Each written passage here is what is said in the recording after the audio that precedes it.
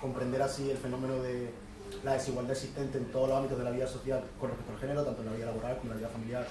Como he dicho, tienen muchas causas, o sea, es como un conglomerado de causas, ¿no? Y me ha llamado mucho la atención cuando he hecho referencia al tema de los conceptos, ¿no? Al tema de la universidad, al tema, por ejemplo, de la propia Facultad de Economía. Es interesante porque yo, por ejemplo, estudio Sociología. Nosotros en Sociología vemos un proceso llamado modernización, cómo ha impactado totalmente la sociedad. Seguimos modernizándonos en teoría según esos conceptos, ¿no? Y la economía es la ciencia que legitima hoy por hoy toda acción política. La economía es la ciencia o el corpus de conocimiento que legitima todas las políticas públicas que se llevan a cabo, y por supuesto el movimiento que estamos viviendo, que es el movimiento neoliberal, y sobre todo en términos económicos, los conceptos que se crean como el de empleabilidad que ha dicho usted, y cómo repercute eso en las desigualdades de género. Entonces, pienso, ¿por qué no se empieza por ahí, por la raíz, por el cuerpo de conocimiento? ¿Por qué, por ejemplo, ahora con Bolonia mismo hemos cedido, ¿no? Se ha cedido la universidad, el espacio de conocimiento, y en el que realmente seguimos formando profesionales para un mundo, para un mercado laboral, para un modelo social, ¿no? Y no aparece en el debate. Yo pregunto, ¿cuáles son las dificultades que hay para que ese tema, el de la formación, el de la educación, no aparezca tanto en el debate político, ¿no?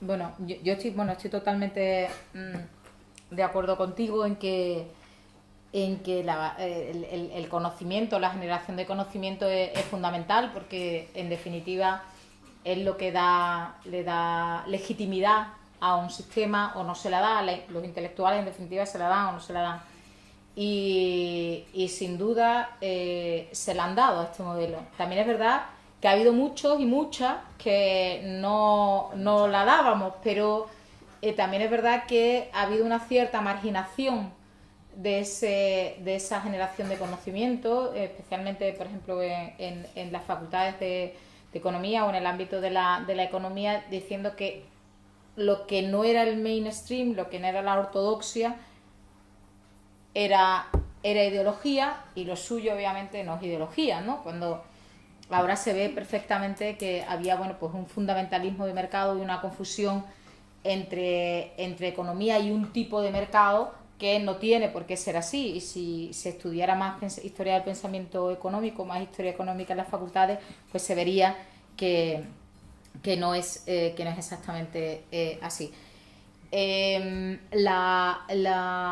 Digamos, el pensamiento feminista, de una de las cosas que más se ha ocupado precisamente es de poner de relieve la construcción masculina de las ciencias, ¿no? Las ciencias se construyen muchas, se modelan principalmente en la segunda mitad del siglo XIX, que son decimonónicas. Es un conocimiento principalmente, otras no, pero digamos, el corpus se establece en gran medida en ese periodo, y son fruto, en definitiva, pues de la sociedad que había en ese tiempo y de muchas de las de cuestiones básicas, ¿no?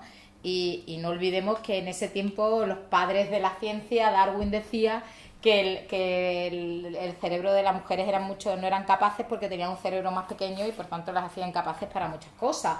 O el propio Schopenhauer, leer las cosas que decía y os caís de espalda, básicamente, ¿no? Entonces, bueno, eso es así, y hay muchos estudios, y hay bueno, que eso ya se conoce, eso se ha puesto de manifiesto. Otra cosa es que se considere y se acepte, y es muy difícil. Por ejemplo, ahora en el paso de las licenciaturas a los grados, ¿no? En las universidades, pues en muchísimos centros, muchísimas facultades han desaparecido asignaturas optativas que tenían que ver con epistemología feminista o con estudios de género, etcétera, etcétera. Han desaparecido muchísimas. Por ejemplo, en mi universidad, que todo se hizo de manera más centralizada y menos por centro, pues sí que conseguimos meter algunas asignaturas en algunas facultades, o mantener los posgrados de género, etcétera, etcétera. También porque había alguna que otra mujer con poder en el equipo de gobierno de la universidad, que bueno, que de alguna manera pues perseguía también eso. Vamos, no me quiero poner todas las medallas, pero he sido 5 años vicerrectora, pero quiero decir que el que hubiera la idea de tomar el poder es importante. Primero, porque es la única manera de poder cambiarlo o poder cambiar algunas cosas, ¿no? No solo, también se cambian desde otros sitios, pero desde luego estar ahí ayuda para cambiar algunas cosas, con mucho esfuerzo, sin duda, pero yo creo que el conjunto es que se ha perdido más, en general, en el conjunto de las universidades españolas, se ha perdido más de lo que se ha ganado en relación a los estudios de mujeres, de género y feministas, ¿no? Que es un poco como se suelen llamar.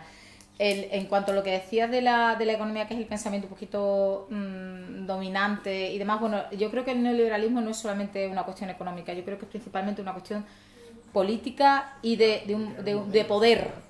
Es un modelo de que reparte el poder de una manera muy desigual, y dentro del poder pues obviamente está el poder económico, y es un modelo desigual, un modelo que promueve y legitima la desigualdad. Por eso yo siempre decía, es que las políticas de igualdad es que no caben en un modelo legitimador de las desigualdades, aunque también para algunas mujeres durante estos años no podemos tampoco decir que estos años han sido completamente negativos, estos años de modelo, de predominio del modelo neoliberal para las mujeres, porque ha habido muchas mujeres que también se han empoderado en estos modelos durante estos años. Por tanto, evidentemente, porque nuestra identidad de género no es solamente de mujeres, sino mujer, clase media, blanca, europea, etcétera, etcétera, ¿no? Y todas estas cuestiones las hay que tener en cuenta. Por tanto, yo creo que el reto es el reto de otro poder, ¿no?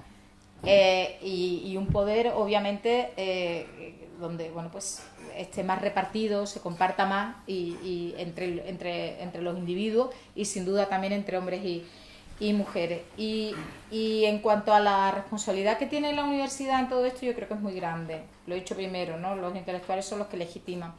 Pero también hay que tener en cuenta en lo que se ha convertido la universidad. Si hay aquí, que hay seguro profesores y profesoras universitarios, yo creo que bueno, a lo mejor no, pero bueno, yo creo que pueden estar de acuerdo conmigo en que ahora mismo se nos ha metido como los ratoncillos esos que están en una rueda y van ahí dando y al final no se mueven nunca de donde están. Pues yo tengo la sensación de que nos han metido a todos en una rueda, porque por ejemplo el tipo de conocimiento que ahora se valora, el tipo de conocimiento que nos permite tener una posición para llegar simplemente a hacer la profesión que hemos elegido, que queremos hacer, para que se nos permita investigar, para que se nos permita hacerlo con digamos, una cierta seguridad, etcétera, etcétera, es un tipo de conocimiento completamente compartimentado. No sé si sabéis que, por ejemplo, escribir un libro en determinados ámbitos académicos, vamos, en determinadas ciencias, no solamente no cuenta, sino que resta para la promoción, para obtener un puesto en la universidad. Por tanto, se está promocionando la generación de conocimiento fragmentado, y que es un conocimiento en definitiva poco crítico.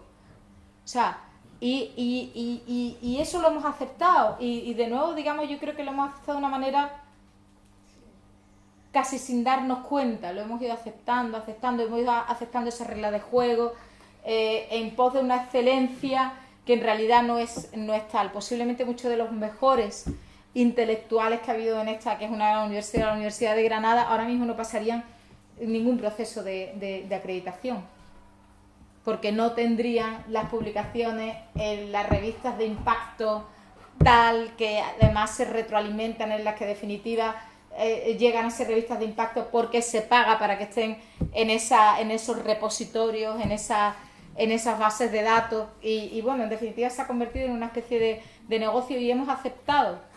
Y eso también va a ser difícil revertirlo, porque de nuevo es muy humano que si tú eliges una profesión, eliges pues que quieras llegar a quieras llegar a una meta en tu profesión y de repente te metes ahí en la ruedecica esa, que no te das cuenta de lo que muchas veces de lo que está pasando a tu alrededor, porque si no, no se entiende que haya tan poco pensamiento crítico en la universidad con la que está cayendo y con lo que está pasando. No se entiende, sobre todo con el deterioro de las condiciones de investigación, el deterioro de las condiciones de trabajo que además se nos está sometiendo. La gente lo que se ha acomodado a unas reglas de juego determinadas y...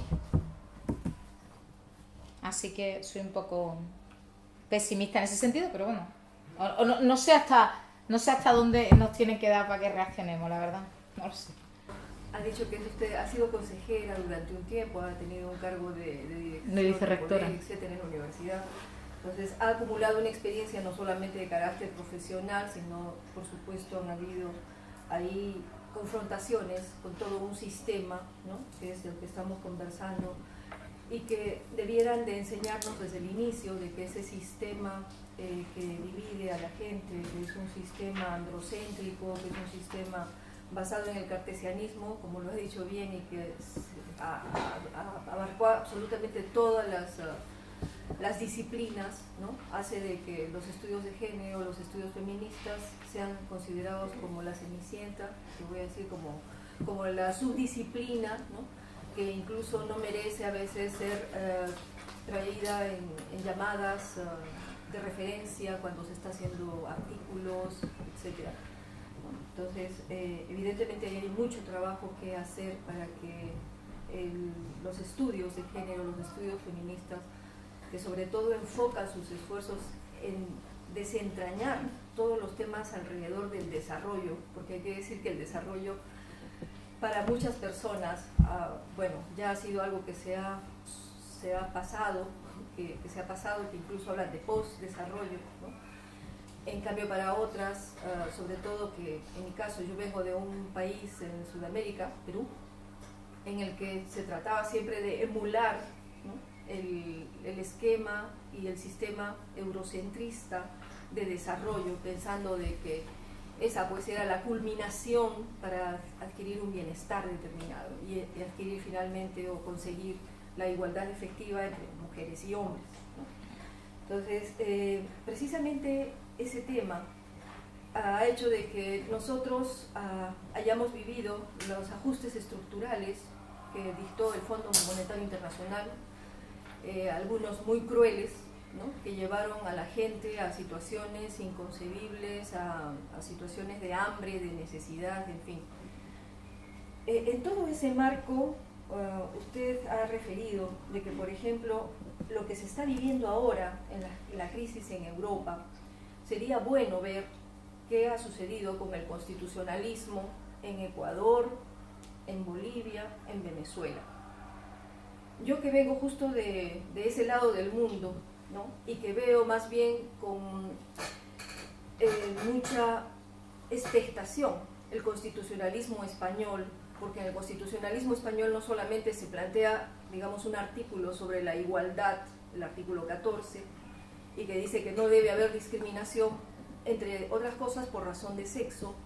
También hay un artículo 9,2 de la Constitución que obliga al Estado, a través de todas sus estructuras, a través de todas sus entidades, a poner en marcha acciones políticas, etcétera, que hagan que la libertad y la igualdad sean concretas, que sean una realidad, ¿no es cierto? Eliminando todas las barreras, promoviendo, en fin. Entonces, el constitucionalismo español, para los que venimos del sur, es un constitucionalismo normativo, porque ustedes ya han llegado al punto en que la Constitución no solamente es retórica, sino hay todo un sistema de instrumentalización judicial, etcétera, que le da garantías, que le da mucha más fuerza. Entonces, la norma constitucional rige, entre comillas, porque dependerá mucho de los funcionarios públicos que estén a cargo del diseño de las políticas públicas, etcétera, etcétera, ¿no?, y del tipo de democracia que se esté desarrollando. Pues bien, entonces, de otro lado, digo, el constitucionalismo en Sudamérica es un constitucionalismo nominalista. Tenemos más el nombre de constitucionalismo porque lo que en el fondo tenemos más es un acuerdo político que se hace en situaciones además muy precarias. Muchos de ellos las constituciones han sido realizadas, diríamos, según los intereses también de las personas que han estado en el gobierno y que han llevado sus agendas personales y que las han hecho constitucionales para toda la nación, ¿no? Entonces, yo le pregunto, esa referencia que ha hecho, ¿me podría explicar en qué consiste? Porque la verdad es que ahora mismo estoy bien liada. Vale. ¿No? Bien liada. Que usted sabe de constitucionalismo y de constitución mucho más que yo, pero bueno, voy a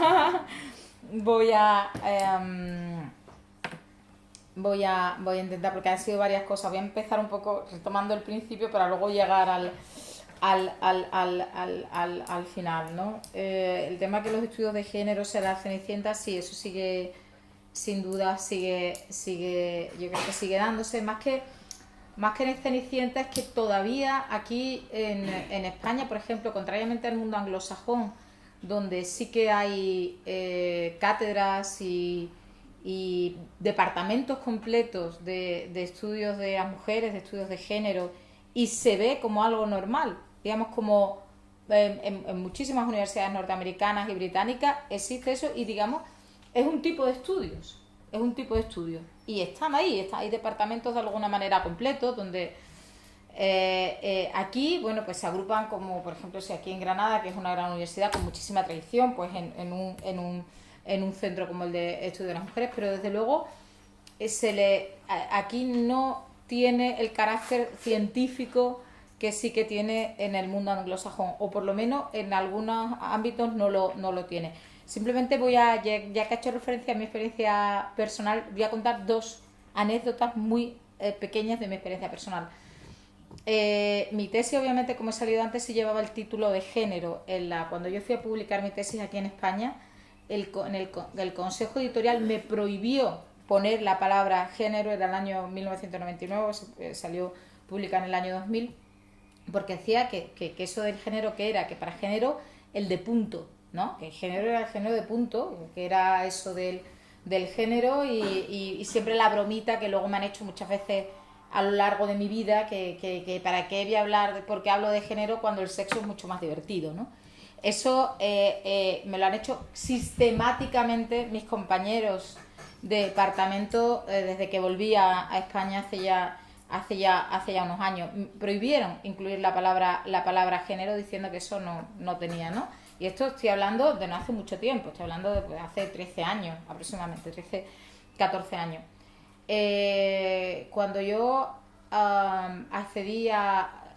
gané la habilitación de profesora titular, lo hice en el sistema de habilitación. El sistema de habilitación es un sistema con un tribunal donde todo el mundo que puede pues se presenta. Son 3 ejercicios: un primer ejercicio del currículum, un segundo ejercicio sacas una bolita y das una lección, un tercer ejercicio que es el que quieren poner ahora otra vez, ¿vale? Y un tercer ejercicio es digamos la exposición de un proyecto de investigación, ¿no? Y yo tenía en mi tribunal, eran 7 hombres, el tribunal que, bueno, el mío no, el de todos los que concurrimos, ¿no? Eran 7 hombres, y uno de ellos, catedrático de esta universidad, por cierto, empezó su intervención diciendo: es una pena que con lo brillante que es la candidata se dedique a cosas tan poco científicas como esto del sexo, porque ella lo llama género, pero en definitiva es sexo, ¿no? Luego al final hizo un par de comentarios que demostró que el que no era científico en absoluto era él, ¿no? Yo se lo hice ver. Pero esa es la realidad, esto era el año 2007, por tanto, insisto, tampoco estamos muy lejos. Hace poco coincidí con él en una tesis doctoral y todavía bueno, pues seguimos enganchados en el tema, pero no es una cosa aislada en absoluto. Esto no es para nada aislado. Cuando habla ya específicamente de lo del constitucionalismo español, es cierto que la Constitución española ha permitido grandes cosas. O sea, ese artículo simplemente que dice que todos somos iguales ante la ley y que también hombres y mujeres tenemos que serlo, por ejemplo, fue con ese artículo con el que fue una mujer a finales de los años 80, y eso hizo que dejaran entrar a las mujeres en las academias militares, ¿no? Solamente con ese artículo permitió que se cambiara todo, digamos, un sistema, y que cambiara absolutamente todo ahí. Una sola persona quiso, y gracias a ese artículo se pudo. Quiero decir que el poder efectivamente, digamos, efectivo de esa Constitución en algunos casos pues ha sido muy importante. En cuanto a lo de la igualdad efectiva, es cierto que aparece ahí, y es cierto que tenemos también una ley, la Ley de Igualdad Efectiva para Mujeres y Hombres de 2007, la ley andaluza, que es todavía mejor que la ley nacional, que es magnífica, pero es papel mojado, total y absoluto papel mojado. O sea, tenemos una regla magnífica, ¿y de qué vale? No tenemos ni siquiera ya un gobierno paritario. El gobierno de la nación tiene solamente 4 mujeres, lejísimo de un gobierno paritario. Prácticamente hemos retrocedido en estos años de crisis todo lo posible. Teníamos en 2008 un Ministerio de Igualdad. Otra cosa es a quién se pusiera delante el Ministerio de Igualdad y cómo. Pero se estableció un Ministerio de Igualdad, y en el año 2010 se quitó ese Ministerio de Igualdad, que solamente era el 0,3%, suponía solamente el 0,3% de los presupuestos generales del Estado. Por tanto, no era una cuestión presupuestaria. Se suponía que se iba a avanzar en el permiso de paternidad igual y no transferible. La ley establece 15 días, que ha sido ya un avance, pero desde luego ahí se quedó. O sea, se ha incumplido sistemáticamente presupuesto general tras presupuesto general, que eso iba a ir. Y podemos seguir 1000 cosas, y tenemos esa ley magnífica que no vale absolutamente ahora mismo para nada. Y cuando yo me refería digamos, a las enseñanzas un poco, me refería sobre todo a la participación. Ha habido procesos más o menos revolucionarios, pero son procesos realmente que han intentado, por lo menos, o están intentando cambiar. Yo quizá el caso que es un poquito más el de Ecuador, están intentando, digamos, gran parte de las reglas de juego, ¿no? Han realizado estas constituciones nuevas, que es cierto que es un país que estaba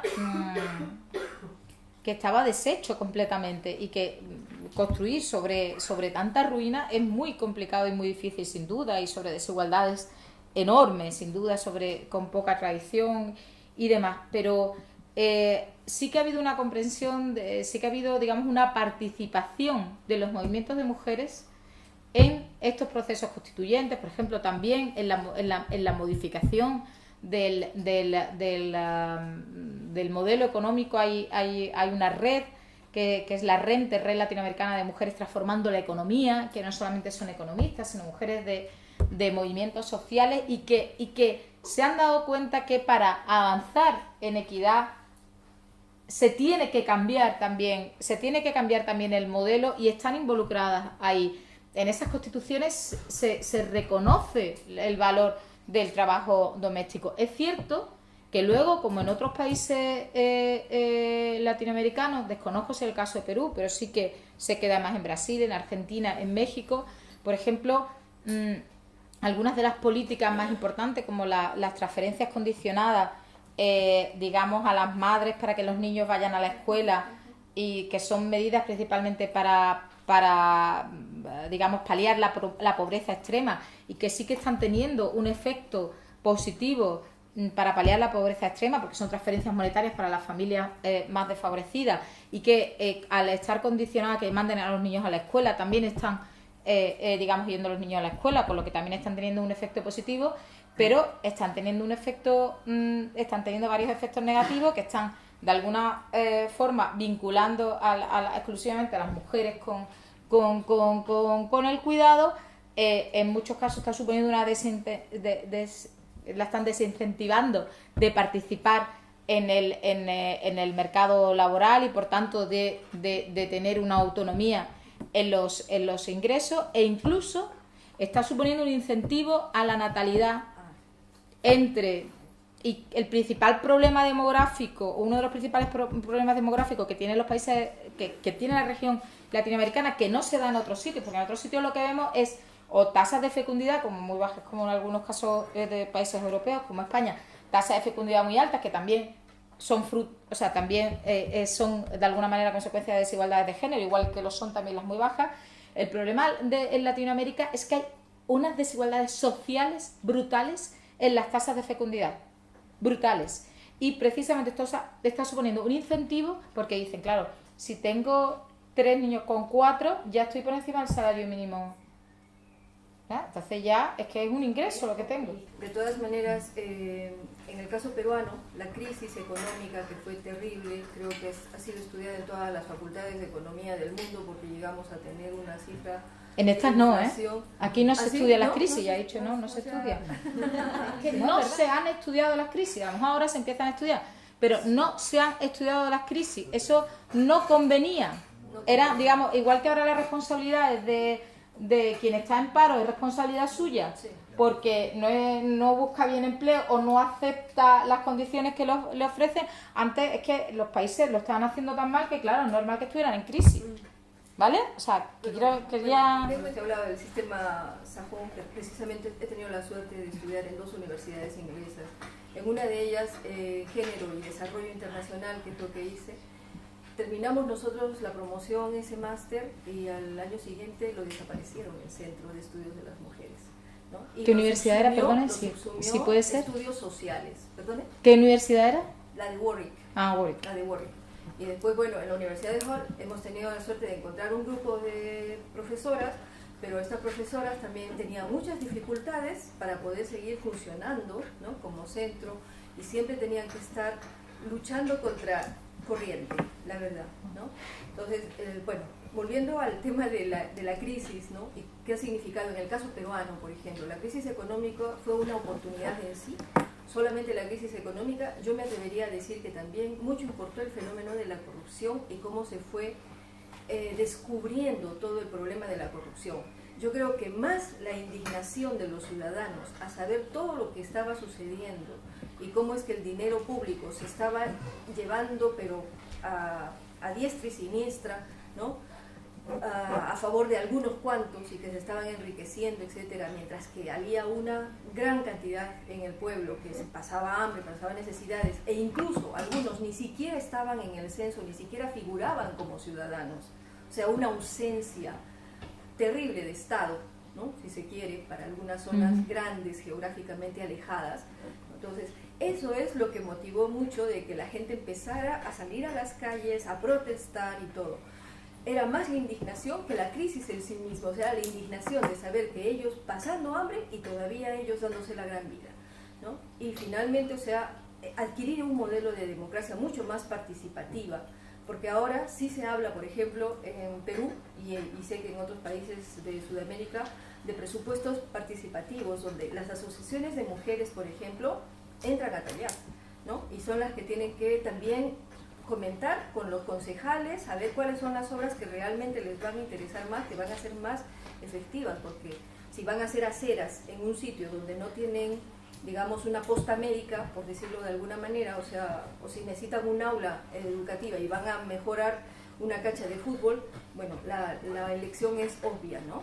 Entonces, en ese caso, los presupuestos participativos y el hecho de que se haya dado una ley de transparencia con las cuestiones públicas y del gasto público, que exige que ahora todos los funcionarios de todos los niveles tienen el deber de decir cuánto ganan, ¿no?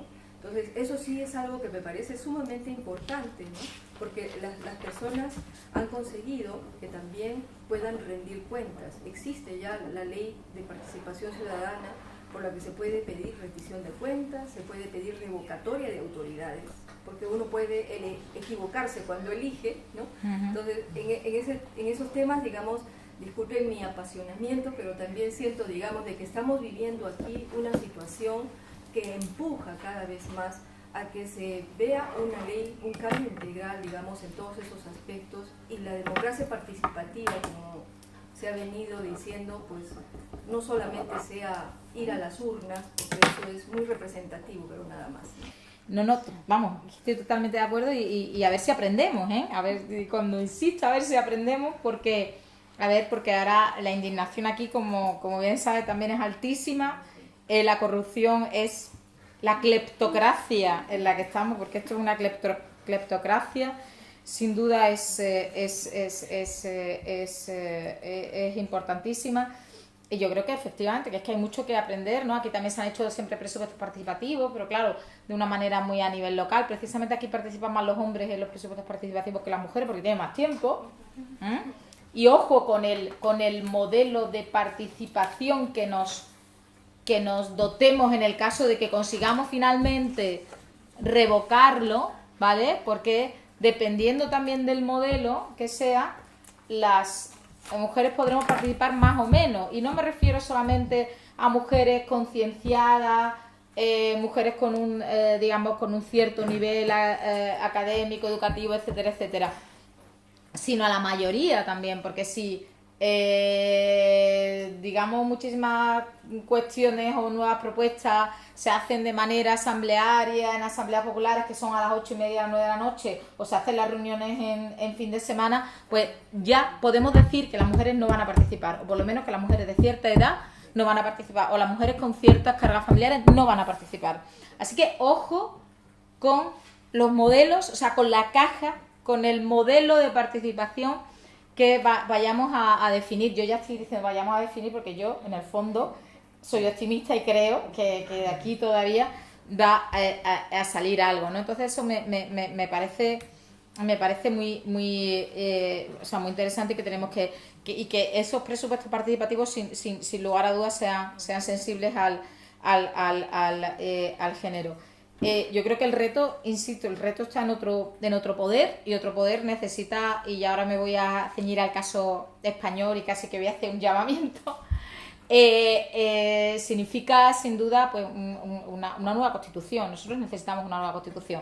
Es cierto que puede ser una constitución, pero es una constitución, la constitución española ya es una constitución a medio camino entre las constituciones, digamos, donde los derechos económicos, sociales y culturales tienen más visibilidad y más peso, que son sobre todo las de la posguerra, de los años 40 y demás, y el paraíso constitucional neoliberal en el que se ha convertido la Unión Europea, desde el Tratado de Maastricht en el año 92, sobre todo con el Tratado de Lisboa posteriormente, donde ya no hay... Perdonadme, yo no soy jurista, o sea que si ya, corregirme si me doy la pata, ¿no? Pero ya no hay derecho a una vivienda digna, sino derecho a tener una subvención para poder acceder a una vivienda, ¿no? O sea, todo, digamos, es cierto que la Constitución en muchos casos no se cumple, pero sí que dice dónde está el techo de las aspiraciones de una sociedad determinada en un momento determinado, ¿no? Y lo que está claro es que la Unión Europea se ha convertido, insisto, desde Maastricht en unas reglas de juego que son, vamos, es que está hecho, gran parte de lo que nos está pasando es porque tenemos unas reglas de juego que permiten que haya un banco central que no presta directamente a los gobiernos, sino que presta a los bancos para que los bancos presten a los gobiernos, hagan su negocio y que, digamos, aumente tantísimo la deuda pública como está aumentando en estos momentos, que obliguen a hacer reformas, a hacer recortes y a cambiar las reglas de juego en los intereses de unos pocos. O sea, es que estaba ya hecho, estaba ya diseñado y ahora simplemente estamos sufriendo las consecuencias, ¿no? Por tanto, necesitamos, desde luego, si seguimos en Europa, no en esa Europa, porque si no, no podemos hacer absolutamente nada. Y aquí en España necesitamos también, digamos, una nueva constitución. Nuestra constitución no es de los años 40, es una constitución de los años 70, donde ya hay algunas cosas que ya el modelo empezaba a cambiar. Y ya no es una constitución tan participativa, ni los derechos económicos, sociales y culturales son judiciables, son derechos en definitiva de segunda categoría, ¿no? Entonces yo creo que sí que necesitamos un nuevo poder, necesitamos una nueva constitución. ¿Qué pasa? Que aquí ahora una nueva constitución pasa evidentemente también por, creo, repensar el modelo de Estado, si se quiere. Ayer fue el aniversario de la Segunda República Española, de la proclamación de la Segunda República, monarquía y tal, pero lo que estamos viendo aquí en España es que los ataques más, digamos ahora mismo, más serios contra la monarquía están viniendo desde la derecha, desde periódicos de derecha, desde digamos desde fuerzas completamente conservadoras, y habrá que ver qué hay detrás de ahí, si hay también el interés de un nuevo proceso constituyente, pero ¿de qué constitución? ¿No? Entonces, ya he leído yo por ahí también que hay intereses norteamericanos por, digamos, por aprovechar este proceso, controlar este proceso constituyente igual que controlaron el primero, ¿no? A través de la figura del rey, por cierto. Ese ejemplo, ¿no?, de monarca de la Constitución, ¿no?, que de ejemplo, en fin. Y entonces, bueno, hay que ver las cosas que a lo mejor vemos una parte de lo que queremos ver, pero no vemos otra. Y lo que está claro es que la parte de la ciudadanía, aunque se han puesto en marcha, digamos, propuestas muy novedosas y propuestas muy interesantes, cada uno todavía no hemos conseguido unir las mareas y unirlas, digamos, con un proyecto específico para tomar las urnas, ¿no? En algunas ciudades, me consta, no sé, aquí en Granada, pero por ejemplo en Sevilla están montando coordinadoras para fomentar que salgan candidaturas ciudadanas, para que realmente haya cambios importantes, ¿no? Pero claro, si cada uno se plantea solamente objetivos específicos, la marea verde, educación, la otra sanidad, los desahucios, que es importante y que son las cosas específicas precisamente las que están consiguiendo, digamos, mejores resultados también específicos, pero yo creo que debe haber digamos, una puesta en común de un mínimo común denominador de al menos en qué estamos de acuerdo, ¿no? Pues no queremos transparencia, no queremos políticos que roben, ¿no? Queremos que haya un mejor reparto, que no se dé, digamos, dinero a los bancos y que luego la sociedad se esté empobreciendo cada vez más. En fin, cosas muy básicas, que podamos, que haya rendición de cuentas sobre las decisiones que toman los políticos previamente elegidos, que cumplan los programas electorales que dicen, unos mínimos en los que yo creo que la mayoría de la gente estaría de acuerdo, e intentar realmente cambiar las cosas. Pero tenemos que ponernos de acuerdo y a través de un empoderamiento, sin duda. Y ahí, en esas candidaturas ciudadanas, sin duda, tienen que los temas de equidad de género no deben de quedarse a un lado y decir, bueno, ya vendrán, tienen que estar ahí. Estás hablando sobre un asunto en el que yo estoy tremendamente implicado últimamente y que puede ser una guía para todo eso que tú estás planteando ahora mismo. No sé si conocéis la Ley Andaluza de Participación Ciudadana. Sí. Precisamente en la Universidad de Pablo de la Vida ha habido, que yo sepa, un par de encuentros. Yo soy fundador o cofundador de lo que es el Foro Andalucía, Ley Andaluza de Participación Ciudadana. Y lo que hemos podido detectar durante este proceso de elaboración de la ley, que se quiere que la ley esté elaborada por la ciudadanía y tal, lo que yo he podido detectar en este proceso... Que la gente participa poco. Bueno, es que, te lo digo sinceramente, ya no solamente a nivel de la ciudadanía en general. Aquí en Granada hubo un encuentro universitario en el mes de diciembre en la Facultad de Ciencias Políticas y estábamos 39 personas de toda la comunidad universitaria.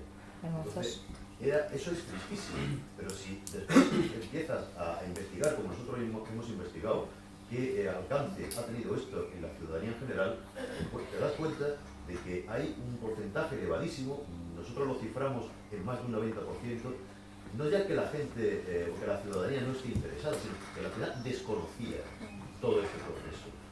Y hemos hecho trabajos con los jóvenes universitarios y con los estudiantes de ESO y de bachillerato, y nos hemos encontrado que es que un 95% o más incluso de los centros de enseñanza media, de los IES, no tenían ni idea de qué era todo eso. Entonces, lo que tú has planteado, que tenemos que buscar cauces, es que quizás los cauces los tenemos. Lo que ocurre es que algo está, como tú decías al principio, ¿qué tiene que pasar para que nos movilicemos? ¿Qué tiene que pasar? No lo sabemos, pero lo cierto es que tendríamos cauces. Y concretamente desde Foro Andalucía hemos hecho un poco más o menos un discurso de qué diríamos nosotros en el Parlamento cuando se empezase a tramitar esa ley, porque consideramos que ya que es una ley de participación, la voz de la ciudadanía tiene que estar en el Parlamento durante esa tramitación. Y bueno, pedimos mucho, justamente es que has venido a decir prácticamente lo que nosotros decimos en ese discurso. O sea, nosotros no llamamos a la ley una ley andaluza de participación ciudadana, sino que llamamos a la ley una ley andaluza de participación ciudadana pero también de control sobre la política institucional y la gestión de lo público, porque es que es imprescindible que la ciudadanía esté ya cogiendo las riendas y evitar esta situación. ¿Cuándo? Pues yo creo que tú y yo tenemos la misma respuesta, ¿no?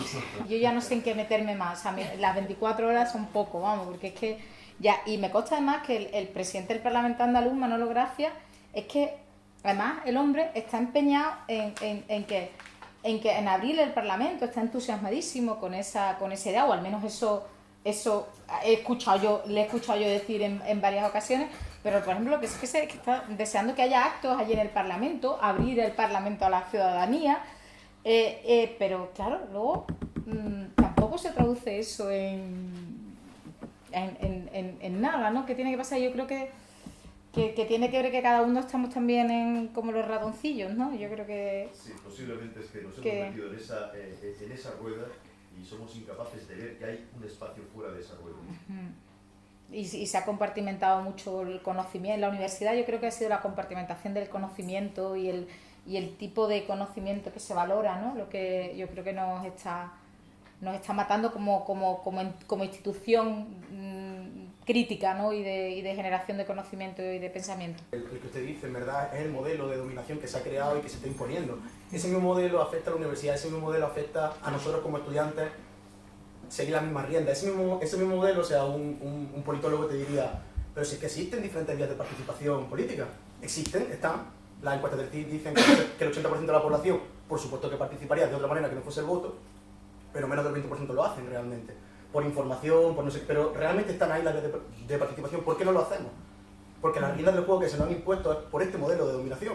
O sea, es que realmente el Estado, a través de su política, usted, por ejemplo, que aborda el tema de las políticas públicas y la igualdad, sabemos que las políticas públicas van a cambiar realidades, comportamientos de personas.